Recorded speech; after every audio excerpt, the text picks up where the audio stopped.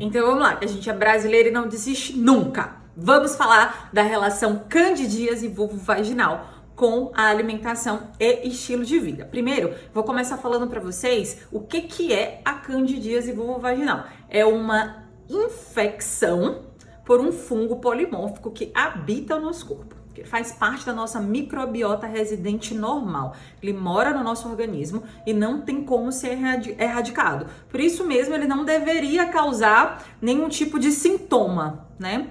Contudo, o habitat natural dele é a mucosa do nosso trato gastrointestinal, oral até o intestino. É lá que ele mora, é lá que ele deveria estar. E lá ele não causa nenhum tipo de desconforto, uma vez que esteja populacionalmente controlado. Ela mora lá e esse controle populacional, quem faz são as bactérias gram-positivas, as bactérias do bem que também moram lá. E aí que eu vou começar a falar para vocês dessa problemática toda, que a candidíase vulvovaginal, ela é uma manifestação extraintestinal de um desequilíbrio intestinal. Você não vai ver nenhuma mulher com uma candidíase vulvovaginal que não tenha tido nenhum problema intestinal pregresso. Uma constipação intestinal, episódio recorrente de diarreia, distensão abdominal, formação de gases e desconforto excessivo. E esses sintomas, eles acontecem por conta do desequilíbrio qualitativo da nossa microbiota intestinal. Lá, nossa microbiota é composta de bichos bons e bichos ruins, bactérias gram-positivas e bactérias gram-negativas. Quando você tem mais bichos ruins do que bichos bons, você está disbiótico, você tem uma disbiose intestinal. E a má alimentação é o fator preditor desse desequilíbrio intestinal.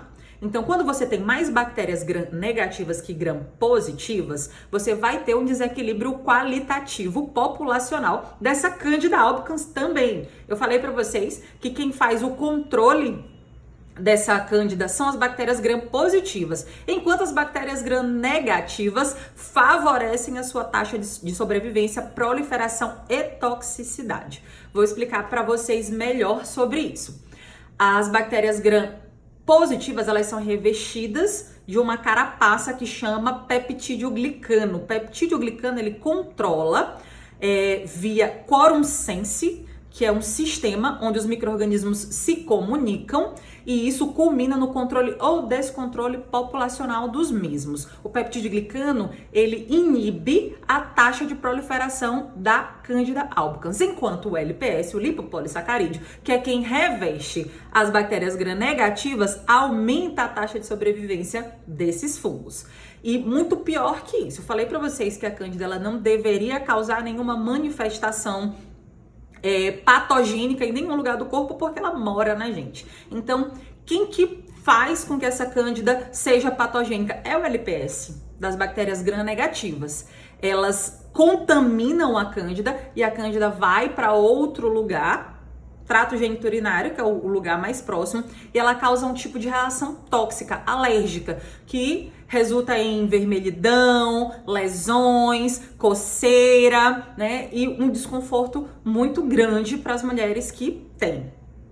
E muito além disso, ela também consegue proteger a cândida, porque juntas elas formam uma estrutura chamada de biofilme, que torna a cândida invisível para o nosso sistema imune, invisível para os antifúngicos. Então você faz uso do antibiótico, faz o uso do antifúngico e ela acaba matando as bactérias que fazem o controle da cândida. Enquanto isso, a cândida permanece assintomática, porque ela é um fungo pseudo-IFA.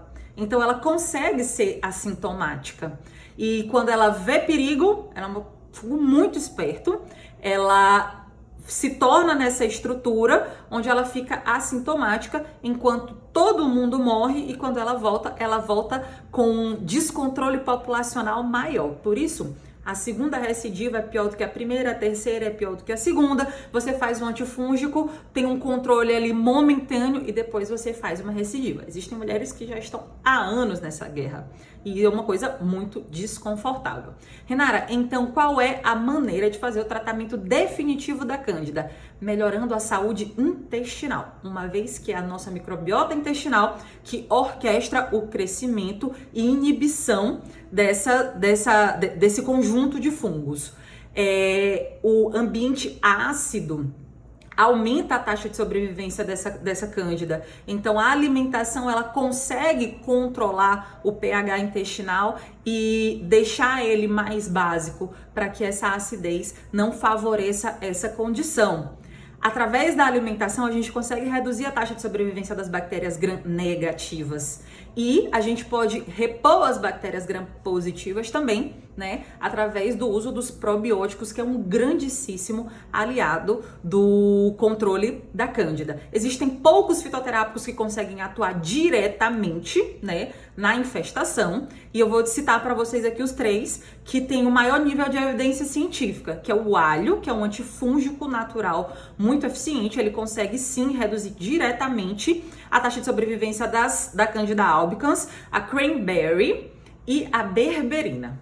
E existe uma outra coisa que consegue não só controlar a cândida diretamente, como desfavorecer todo o ambiente. Ela consegue deixar o pH intestinal mais alcalino, que é o óleo essencial de orégano, que ele deve ser utilizado via oral, apesar assim de ter sabor de larva de vulcão, mas ele é muito eficiente. O tratamento da cândida é um tratamento super longo, tá, gente? Você não consegue se livrar dela da noite pro dia, mas uma vez o tratamento iniciado, você não tem mais a patogenicidade da presença da cândida.